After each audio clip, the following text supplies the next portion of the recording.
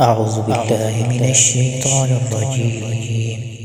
بسم الله الرحمن الرحيم. أم اتخذ مما يخلق بنات وأصفاكم بالبنين وإذا بشر أحدهم بما ضرب للرحمن مثلا ظل وجهه مسودا وهو كظيم أومن ينشأ في الحلية وهو في الخصام غير مبين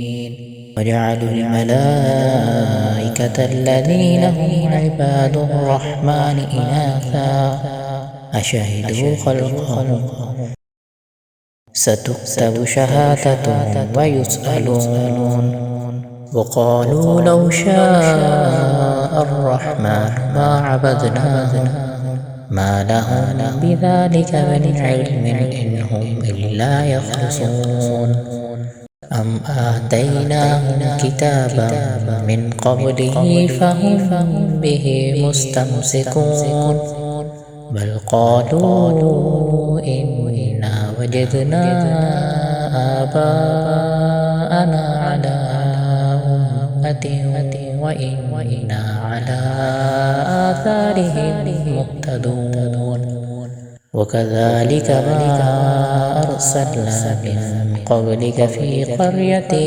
من نذير إلا قال مترفوها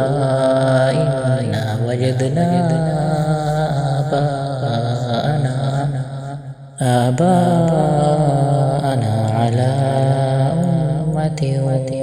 وإنا على آثارهم مقتدون قال أولو جئتكم بأهدى مما وجدتم عليه آباءكم قالوا إنا بما